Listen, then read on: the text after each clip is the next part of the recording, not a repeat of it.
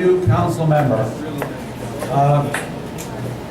As you know, Tom LaBonge, as of July 1, will no longer be our council person.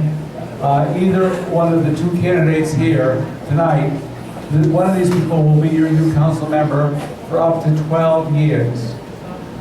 So we want to find out what they're going to do, how they're going to protect the community, and who they're going to answer to as they make decisions in the years ahead. We're very fortunate to have Phil Schuman as our moderator. He's a newscaster, as you probably know, from Fox News, Channel 11, and he will be the official. Come on up. And the first thing you're going to have to do is determine who's going to go first of the two. So if the candidates could please come up.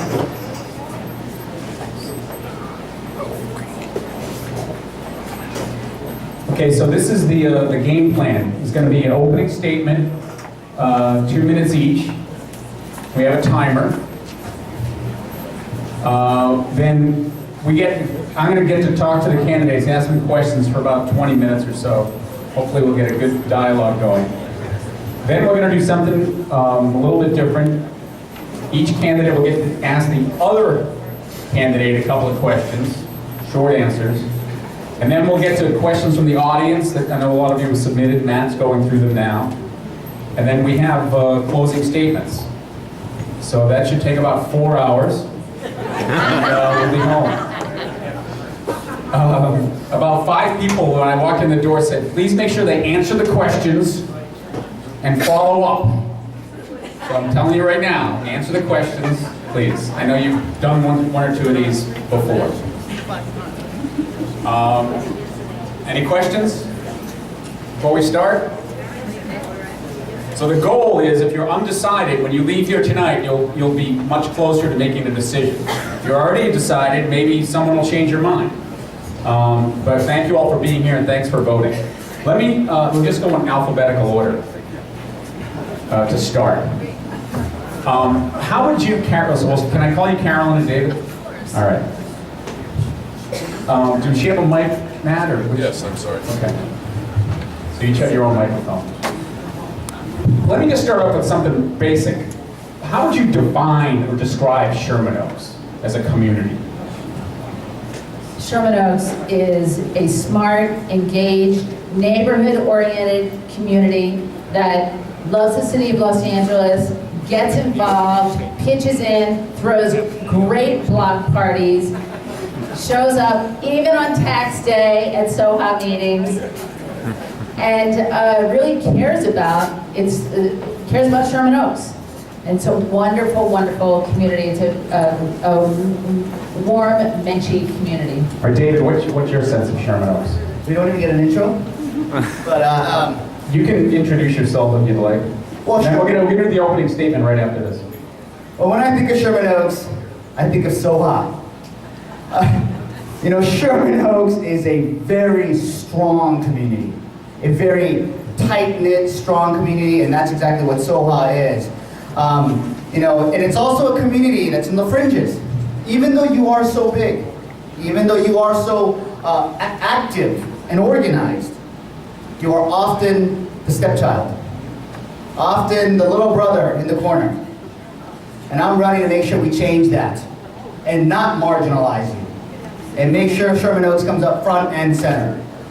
All right, so since you have the microphone, why don't we go ahead and take 2 minutes and give us your opening statement, if you would.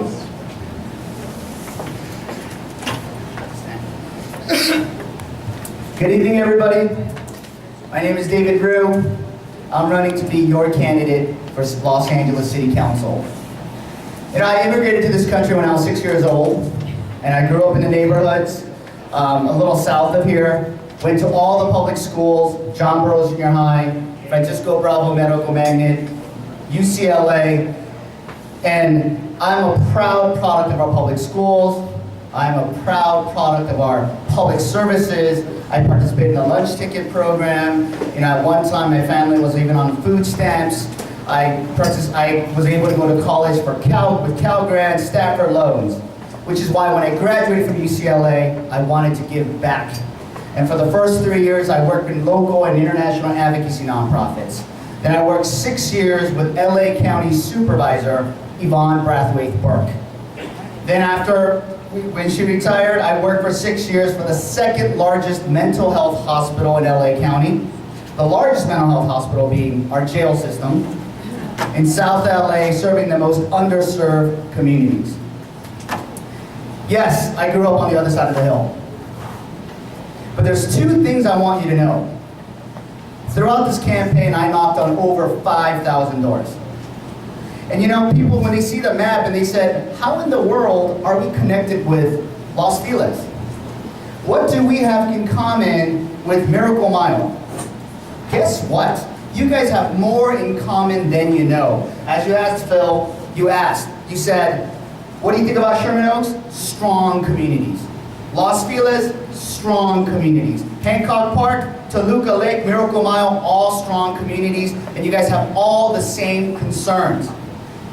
Development concerns, infrastructure concerns, access concerns, which we will address today.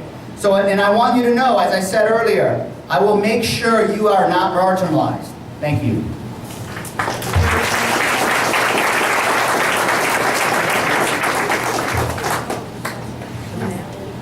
Good evening, Sherman Oaks. I'm Carolyn Ramsey. I've been here many, many times.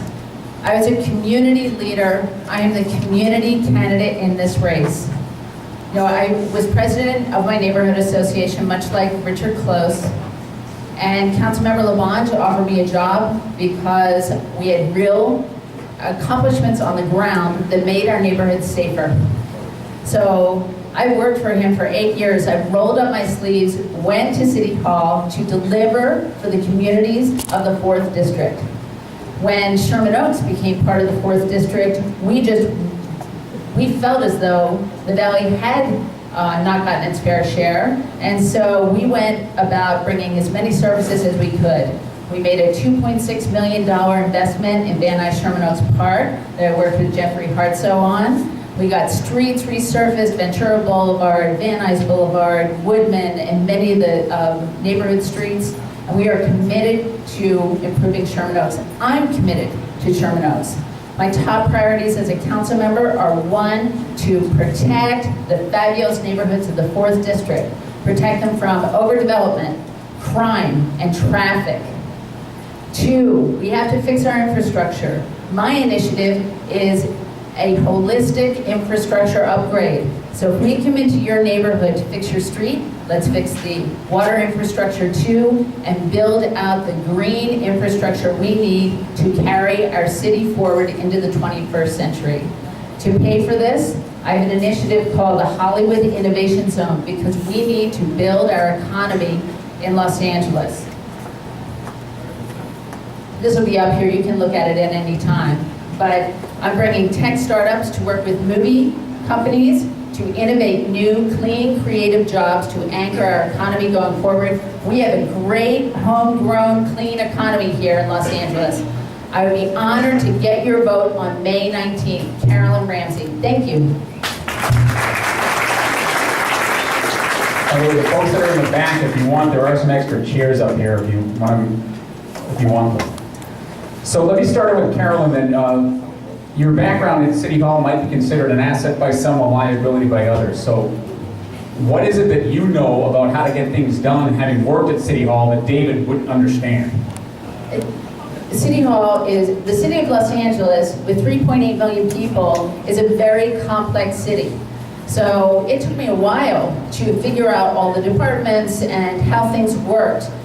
We have to simplify the way things work going forward. You need someone with the experience in City Hall to machete through the red tape to make things work more smoothly. But you also need somebody who knows your neighborhoods intimately and has a lot of ideas for improving Sherman Oaks. So that's the difference I bring, a long, many years of experience. But what is it that's so mysterious that you have to have all of this insider knowledge? I mean, how long does it take to learn the names of the departments? I mean, because we hear this all the time. I mean, what is it that's so mysterious about the inner workings of the city council that only people that have been there understand? Well, there's a very intricate process to get things done. you have to get a long list of approvals, just working through the community system properly to hear from the communities about what they want and bring that knowledge back to the city and match it with the city's, what's legally feasible and what we have the money to do, where the grant programs are, where the bond program money is. You have to pull all that together to push a project forward. So David, do you accept that? Do you buy that argument? That City Hall is complex? Yeah, it's pretty complex. You know what? We need to streamline that. We need to make it simplify it. And that's what your council member is. To cut through all that red tape. To make sure that you don't have to spend money to do a study that City Hall should be doing, that your council office should be doing. Yes, but you know what? That's the power of the City Council's office. Well, you had said in your literature that you think the #1 problem facing the city is a disconnect between residents and City Hall. So how would you fix that? Very simple. By listening to the residents. By asking the residents, asking the community what it is that you want. Like the Sunkist project, like the Il Villaggio Toscano. Before I make deals, before I talk with the developers, before I talk with anybody about what should be done, I think they should first come and talk to you. I think I will come and talk to you first and ask you what it is that you want for your neighborhoods, for your communities. Simple. Well, isn't that already done? You know what? It sounds. I mean, at meetings like this and other locations? Well, you know, I like to throw that question back to SOHA and tell me, are you guys getting what you want? No. So, you know, it sounds simple to say, I'm going to listen to you. Right. You know, and I hear you. But you got to do it before. I'm saying I'm going to hear you first, I'm going to hear you during, and I'm going to hear you after, throughout the whole conversation, right? And then if you did that, you would not have something like a lawsuit for the IBT, the Il Villaggio Toscano lawsuit that you have now. Right. Right? It's about knowing where, the developers will know exactly where I stand. The community will know exactly where I stand. So Carolyn, do you agree that there's a disconnect, if you want to use that term, between voters and City Hall? Absolutely. The turnout in our race was only 16% of the eligible voters in Council District 4.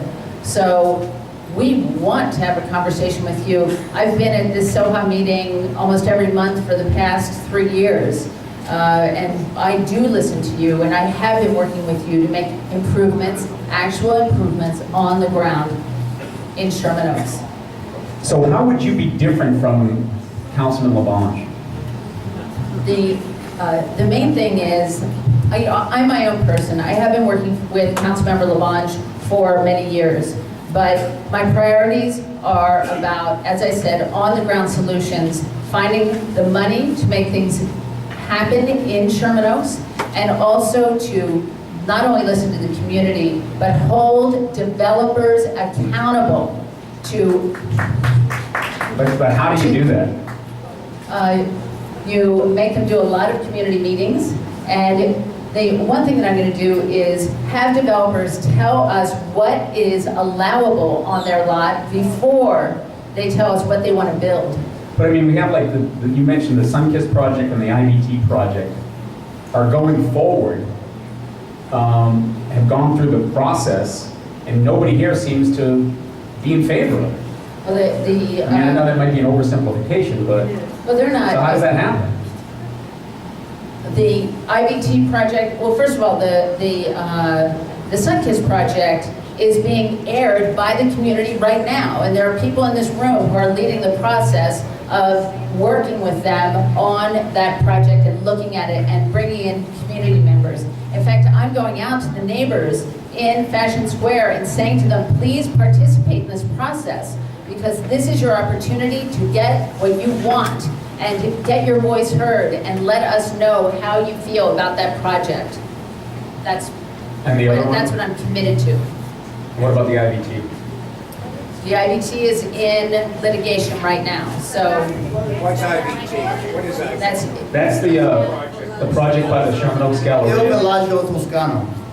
So isn't the fact that, and maybe I'll let David address this, the fact that we have this huge project, I call it the IBT because it's easier. Are we familiar with that project? by the Runoff Galleria. So the fact that we have such a huge parcel of land in the center of the community that has now been tied up in court over what should be done with it, to me, seems like a failure of the system. I mean, how would you have done things better? And do you agree that it is a failure? How we would have done things differently is basically, as Richard Close has drilled it into my head, the Ventura specific plan, Ventura Boulevard specific plan. Right. The Ventura Boulevard specific plan and the Park Mile specific plan are the only two specific plans in the city. And in the city, it's been followed to the letter of the law. There's been no exceptions whatsoever. So if we kept it, and if we followed the specific plan that already exists, then IVT would have not been built. So developers have the expectation that they can get exceptions and bend Right, rules. so it turns out that there was only one exception ever made, and that was for the Il Villaggio Toscano a couple of years ago when my opponent was actually in the city council office who approved it. So I would not do that. I would make sure we abide by the Ventura Boulevard specific plan and make sure that we abide by the rules that are already set forth. Would you like to respond to that? Yeah, I would love to. You tell a great story, but there's not very many factual, there aren't many facts in there. I agree with holding developers accountable, and I've done it over and over again in my years with the council office. And it's not easy, and I'm up to it, and I can't wait to get into City Hall to do that for you, to hold developers accountable. But there have been many exceptions to the specific plan, and there are specific plans throughout the 4th District. But did Councilman LeBon, you did approve that project? He did approve that project. All right. The original plan was for 500 units. The neighborhood council negotiated it down to 399. Councilmember Labange negotiated it down to 325. So SOHA wanted a different number, but that is where we ended up. Councilmember Labange negotiated that. I was not part of that negotiation. Let me ask you this. Do you agree with the phrase that sometimes politicians will use, that you can't make everybody happy?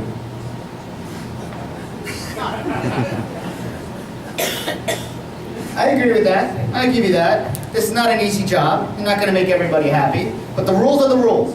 The law is the law. Right? Yes, there was an exception, and yes, Councilman Tom LeBon negotiated down to as low as he can, but it was still an exception. All you do is follow the rules. It was still a little too high, still a little too dense. Now, but talk is cheap. It's easy to say, I'm going to hold developers accountable. I'm going to make them do this, I'm going to make them do that. And like you said, another politician, politicians will always say this. And then later on, when they get in office, they'll make exceptions to their own rules. Which is why I took the proactive measure last week to introduce the transparency pledge that many communities have asked me to sign. Which is basically saying if any developer comes my way, I'm going to ask them to go talk to the community first. There's no point talking to me. If any project is proposed, I'm going to let all the community leaders and the community know this project is being proposed. I'm going to put it on my website. I'm going to try to put it through your newsletters, the local papers. Make sure you know. But what I noticed was that's not enough. So I went and took it a step further. And I said I will not take any developers' funds during the campaign. Looked back to the primary and the generals, found all developers' funds, wasn't much, about $4,000, and we returned it. Now, I don't want this to sound like a campaign gimmick. So I took a further pledge, and I thought long and hard about this. Even when I get elected for the tenure of my city council, I will not take developers' funds. What do you think about that, Carolyn? I wish it were true. It would be a great story. Again, a great story, David. But I've got $28,000 in developer funds that David has already accepted. And if anybody wants to look at this list, I will show it to you. So are you saying he's lying, or he just overlooked that, or? I don't know. You'd have to ask him. Do you know which one she's talking about? I'd love to take a look at that list, because I think yesterday was 60,000, and all of a sudden it turned to 28, so. Well, that was including the 30,000 you made when you sold your house to a developer.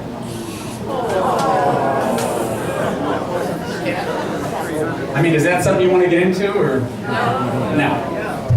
I think people are interested in what you can do for the community going forward. When you talk about development, though, I mean, is there any good development? David, what would you consider quote-unquote good development? I want everybody to know, City of LA is growing. City of LA is one of the fewer cities that are actually growing in population and economic vitality and whatnot. Yeah. So yes, we do have a lack of housing shortage. Even more of a lack of a housing shortage when it comes to affordable housing and workforce development housing.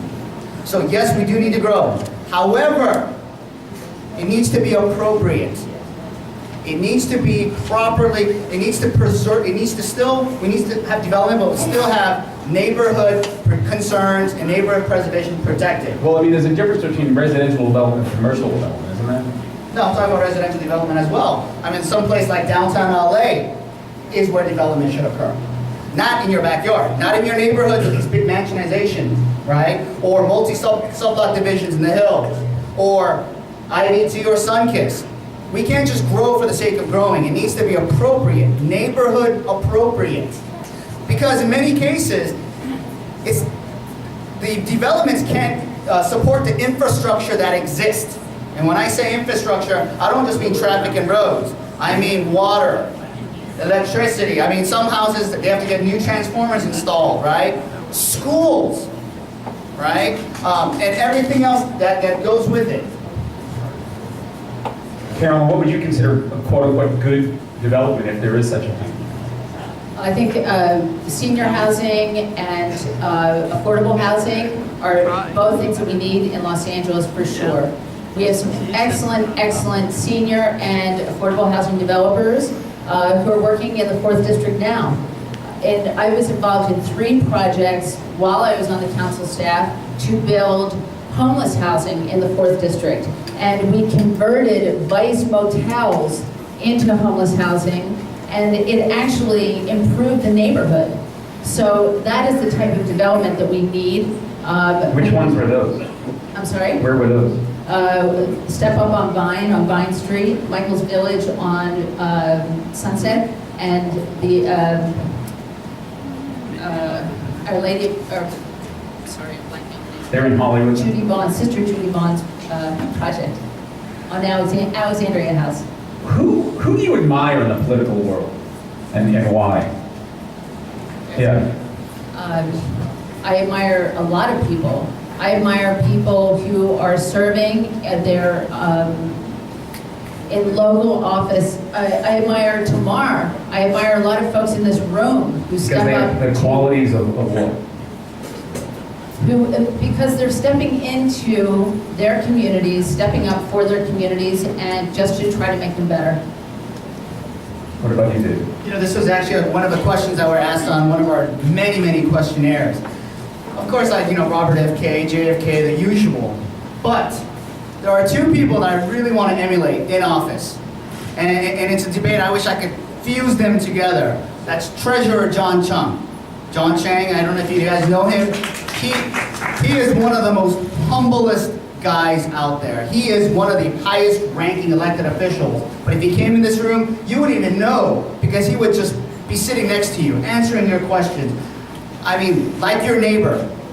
And of course, Supervisor Zev Yaroslawski. He is a mentor when I decided to run for office, he was the first person I sat down with and I spoke with. And I was very nervous because I was afraid what he was going to say, but his acumen, his political skill, I remember I asked him several times when when the county was doing redistricting, and I said, Supervisor, why are you doing what you're doing? And he emailed me back and he said, constituents are number 1. Constituents meaning you. The community is number 1. Nothing else matters. You would be the first Asian on the city council, I think, since Mike Wu. And you would be only the 2nd woman on the city council right now. So let me start with you. Are either of those 2 things relevant in 2015, and why? I think it's relevant that there's only 1 woman on the Los Angeles City Council in the year 2015. So, and we don't have any other women elected officials in Los Angeles either. So there are 18 elected officials, they're all men except one. So I think it is relevant. There's also never been a woman representing the 4th District in the history of Los Angeles. So even though I consider Los Angeles a very progressive city, we need, half of the population is female. And women deserve a voice on the city council. I mean, does a female have a special insight that a male doesn't have?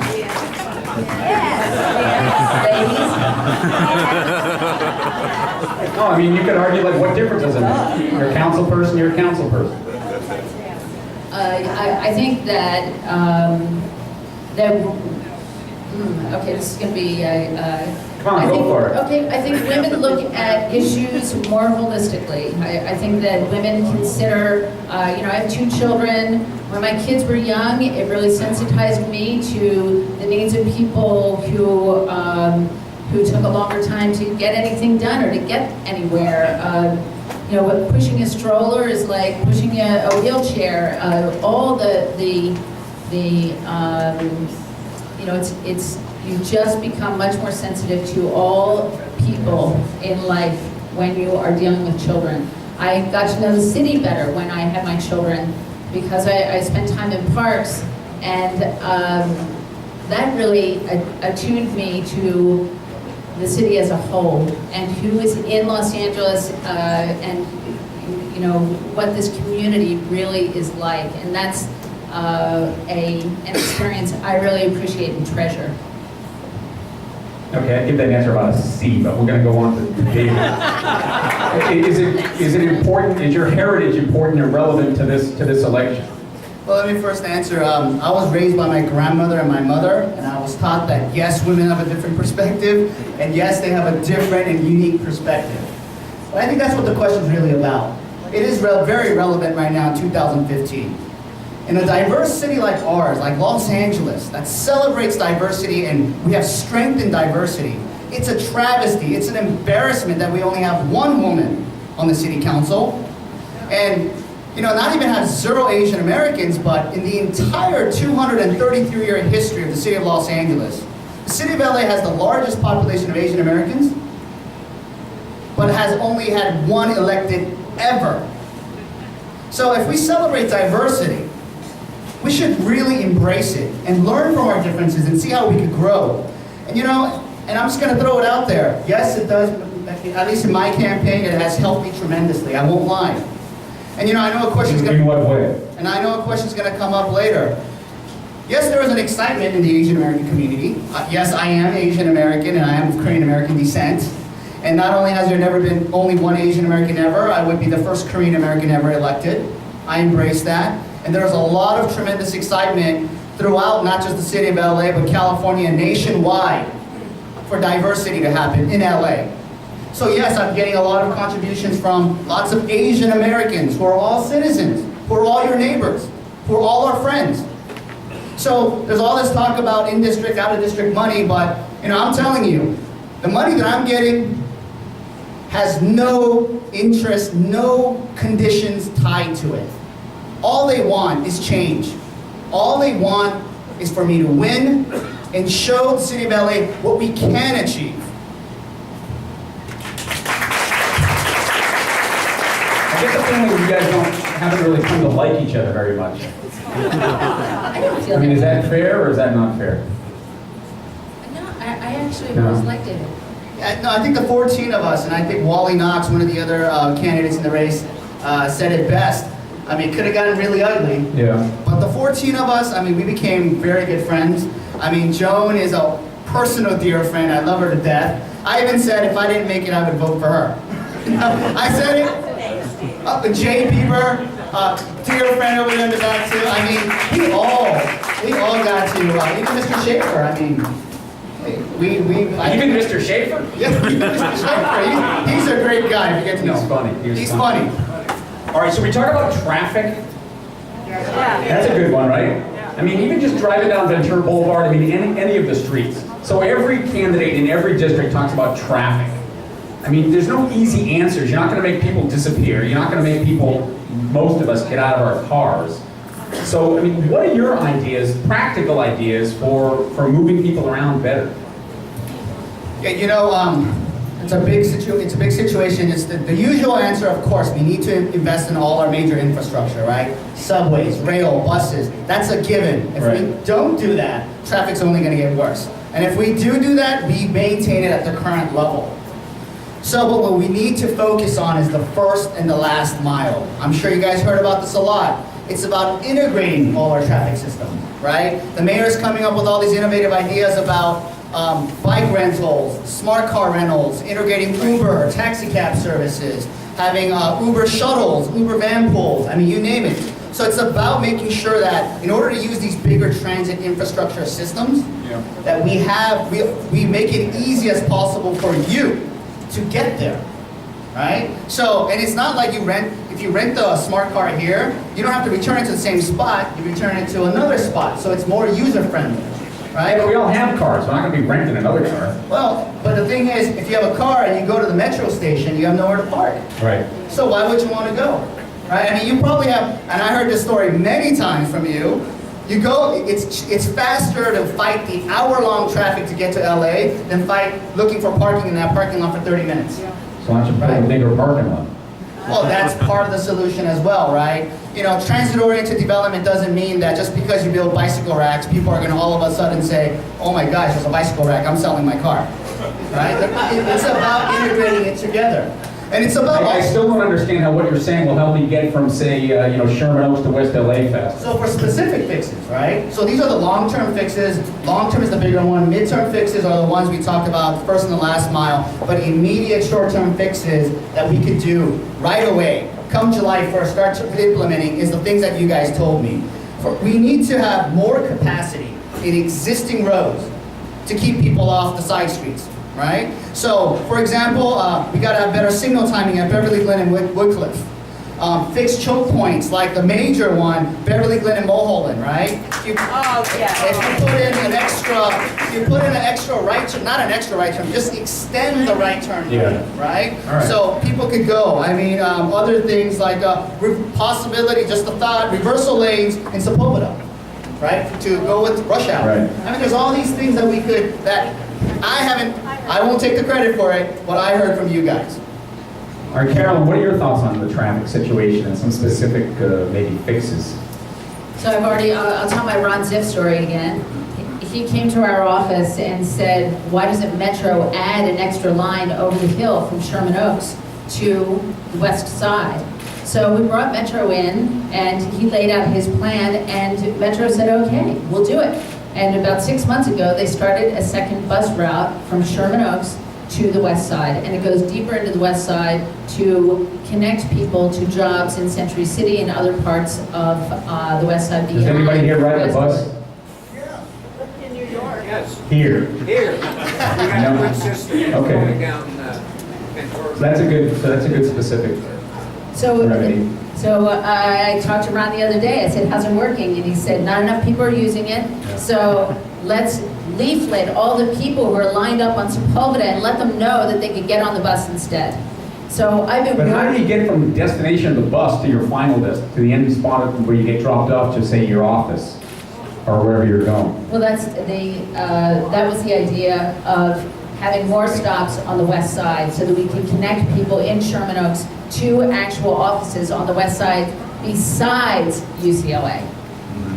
So I've been listening to folks in all of our communities, and that a left-hand turn pocket makes a huge difference in reducing congestion, and there are a lot of other small fixes that we can apply that I've done already, and it makes a big difference in What would you say, intersections. is traffic one of your top 3 or 4 or 5 priorities? Yes. Working on that? Yes. Both of you, I would think. So, Let me put in one small pitch for whichever one of you takes office. You've got to figure out a way to fund more of the white glove traffic control officers through DOT at intersections. Because you guys are with me on that? Every time that they are at an intersection, wherever it is, it makes traffic go so much better. I mean, our studios are in West LA, Olympic and Bundy. So at 5 or 6 or 7 o'clock, I'm driving from Olympic and Bundy to the Valley. and I go east on Santa Monica and then try to turn left under the freeway onto the northbound 405, it's like a war zone there. And every time do you guys know Bruce Gilman from DOT? You know Bruce.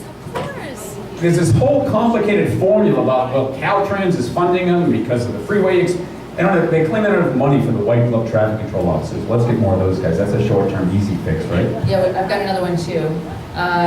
So I want to talk to you, the Metro is considering either a bus line or a rail line on Van Nuys Boulevard. How do you guys think about that? Who votes for a bus line? You have to clear around. Yeah, well, it would be To go from where to where? to go from Chandler The all orange the way line? up to, yes, North or south? north, all the way up to the North Valley. Do you favor converting the orange line to light rail? You know, I want to hear from the folks at Sherman Oaks. How do you feel? So rail takes longer, and people are using the orange line now, so what do you think? Do you want to wait? The thing about installing rail is that it will take about 7 years to install it. So the orange line will be out of commission Do in you 7 think that we years. should convert it to light rail? Well, you know, when you convert it to light rail, what it does is it's not just about the transit corridor, it's about economic vitality. But we all know, as my opponent said, yeah, it's going to take forever. But there is an Orange Line extension that's been on the books that everyone's been talking about on Van Nuys going up north to Pacoima and to Ventura, right? Now, that's going to be a bus or a rail. Now, that's a discussion we need to have with the community, not a discussion that we should have now and do a straw poll, because that's the worst way of doing it. But if we want to relieve congestion, we need to have more capacity. So it would be better for it to be rail. But if we can't afford it, It's more expensive. yeah, it's more expensive. We can't afford it. At least get a BRT in there. But more than that, it's not a fight about should it be rail or bus. It's more of a fight about Sherman Oaks needs more money. Sherman Oaks needs its fair share. Whether we put in extra lines or whether we do traffic improvements for existing roads and roadways right now, we need more of our fair share. Now, I know this isn't a city issue, but we all are on the 405 way too long. And we spend billions on the carpooling expansion. But to me, I've been here for 30 plus years, I've yet to hear one comprehensive plan for mass transit through this Apollo Pass. Isn't that shocking to you guys? And what do you do about that? No, I mean, yeah, now there's a plan. As a matter of fact, the last time I talked to your friend Zeb, he said the plan is a tunnel. I mean, come on, we'll have great grandchildren by the time that happens. I mean, what happened there? Actually, that's a county issue. I know, but you must have thoughts on it. I'm just interested in your thoughts. Well, I think that they started planning it when people didn't want to get out of their cars, and they built out the metro system, which, by 2016, the metro is going to reach Santa Monica, and that's going to change the city. So we just have to add more north-south connectors to the valley, and that's what we're looking at now. So, But through this Apollo Pass, though. I mean, that's why we're adding bus lines through this Boulder Yeah. Pass, like our Ron Zip line. But we built a $4 billion freeway expansion. We didn't put, like, for example, a dedicated bus lane in there. Yeah. I mean, it just seemed that, even going, it's not obviously this district, but looking back, you guys are familiar with the green line that goes to LAX and stops a mile away. I mean, those are the kinds of things that drive voters crazy. Yeah, I know. And I wish that Metro were a city agency, but it's actually a county agency. The city has only a Yeah, but the certain city amount has, city council, the mayor is on the MTA board. True, but these decisions were made 20 years ago. All right, I guess I'm asking is what if any, I guess you're saying, yeah, I mean, what if anything you can do in terms of input or suggestions? Especially freeway infrastructure. Yes, it's not a city purview, but there's a, Metro, MTA, it's a joint powers. It's city and county. I would love to be one of the 3 council members who sit on Metro, because again, it's all a budgetary issue. All of these ideas are great. That should have been included, a dedicated bus line. I mean, there's even simpler stuff like on the 101 North and the 405. We should have a little flyover instead of having that little teacup, right? Because it backs traffic up. I mean, there's all these things, but it becomes money. It's all about money, right? And in the past, the Valley, again, that's why the Valley tried to secede. Because Valley never gets its share of money, right? Right, we never get a chance, but it's changing. You know, you got some very capable, strong council members from the Valley, Felipe Fuentes, Bob Blumenfeld, Nuri Martinez, right? And I want to join that coalition in getting more money into the Valley. I want to fight. So when you say the Valley needs more money, how does that exactly happen? During the budget process, or is it project by project? I mean, what does that mean when you say the Valley needs more money? It depends. For transportation infrastructure, it's the 3 council members and the mayor who sits on Metro, right? When the long-range planning, the short-term planning is being discussed, we fight for it. We want this to be included. You got to get on the list. If you're not on the list, when you go to the federal government to fight for money and try to lobby for your money, then whenever you get money from the feds, they give it to the ones that are on the list. So if your project is not even on the list, there's nothing you can even get money for, right? But when it comes to other projects, it is a budgetary fight, which is another committee I want to sit on is budgets. When I worked for Supervisor Yvonne Burke, I was her assistant budget deputy, and I got to work on a $24 billion budget. It's about fighting. It's about fighting with your neighbors. You're looking for the greater good of the entire city, but at the same time, you want to fight for your own district.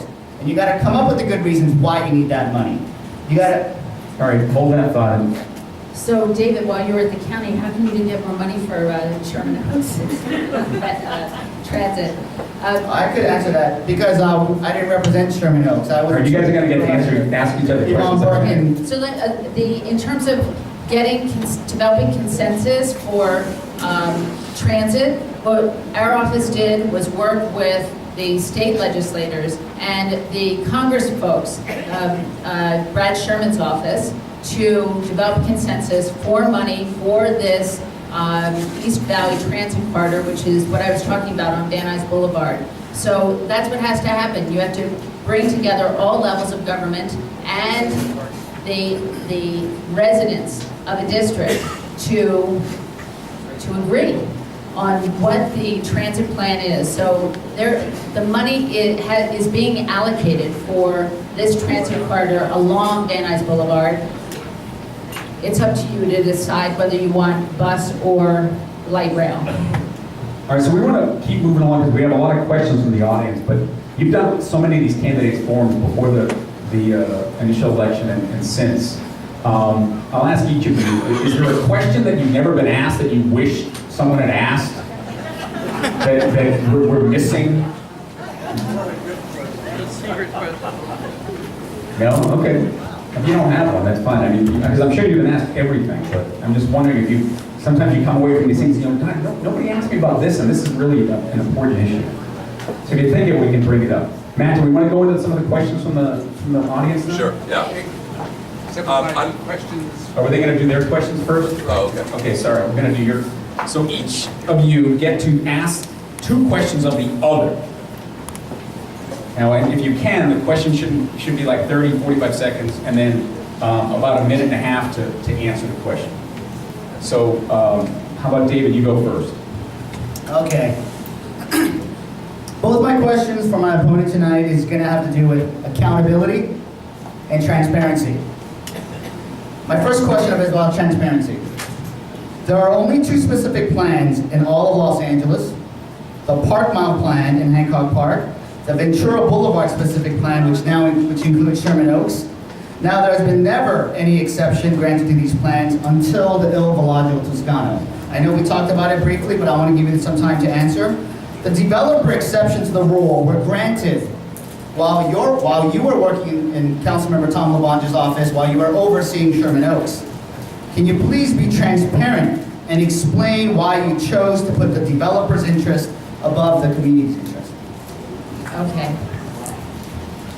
There are many specific plans, even in the 4th district, and there are exceptions granted. In Sherman Oaks, for example, there was an exception for the Ralphs on Ventura Boulevard and Hazeltine. There were exceptions granted for the Mendocino Farms mixed-use project. These exceptions were worked out with the Neighborhood Association, SOHA, and the Neighborhood Council. Now, the Neighborhood Council and SOHA disagreed on the Il Villaggio Toscano project. SOHA wanted 298 units, and the neighborhood council agreed to 399.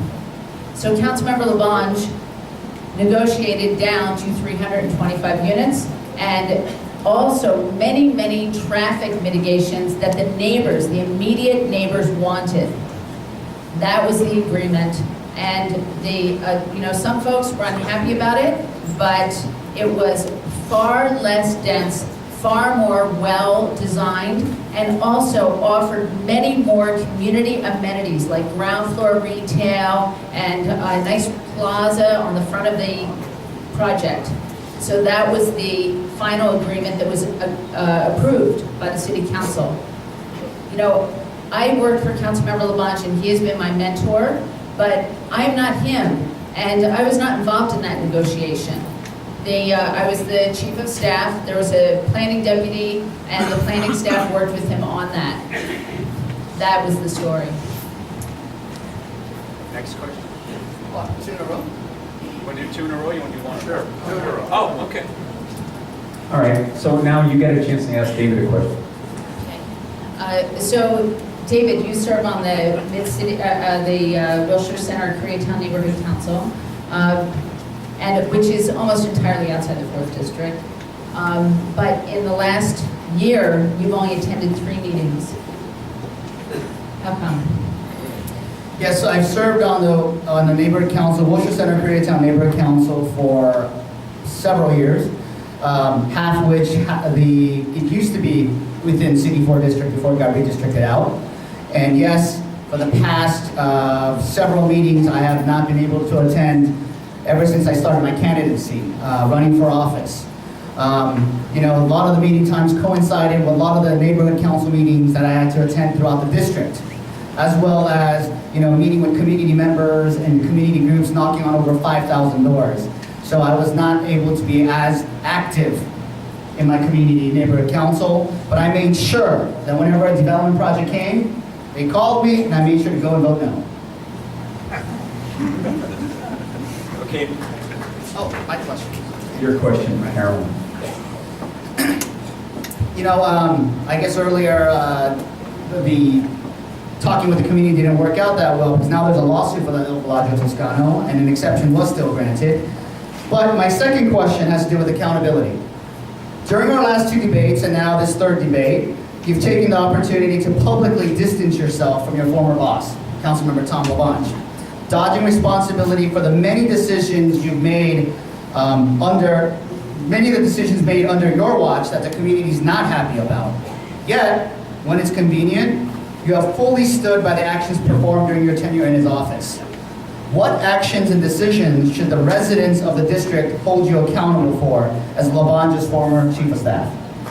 Okay, I should be held accountable for the work I actually did. And I think every person disagrees with some decisions that their boss makes. There were some decisions that he made that I disagreed with, and a lot of things that I agreed with. David has made a big deal about this quote-unquote slush fund that supposedly the council member transferred money to hire staff. Well, he did do that, and he did that because he saw the downturn in the economy coming. He was worried about the neighborhoods in his district, and that he is a big believer in the broken windows theory of public service, as am I, that clean streets are safe streets. So he created a beautification truck, and that truck comes to Sherman Oaks 1 day a week, goes to each neighborhood in the district, and cleans up the streets, picks up bulky items, trims tree limbs to prevent them from hanging in front of stop signs and street lights. This has been an amazing benefit to the district and to the neighborhoods of the 4th District, and I would have done the exact same thing. That is hardly a slush fund.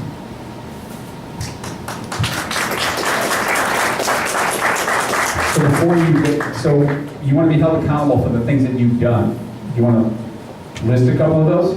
Oh, sure. When we first came to Sherman Oaks, I think a lot of you have heard this story before, Jeffrey Hartsoe invited the council member and I out to look at the soccer fields in Van Nuys Sherman Oaks Park. There was not a blade of grass to be seen, and there were hundreds of kids playing soccer. All right, so fix up Sherman Oaks Park, what would be So another? Councilmember Labange said, fix it.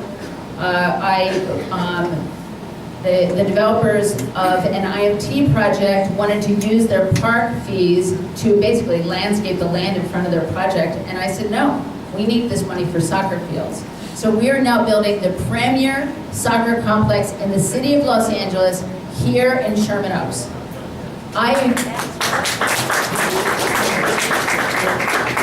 am about, and I always have been about, bringing Sherman Oaks its fair share.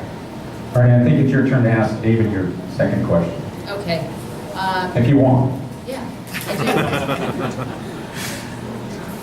do. So, David, I've been working with local entertainment companies and landowners in Hollywood to develop an economic development plan for, not only for Hollywood, but I'm going to use it as my laboratory to machete through red tape in the city system. Identify the problems that people have in getting a business set up and fix them so that we can develop more, we can just get more businesses going in Los Angeles and get people working and build our strong, bustling economy again.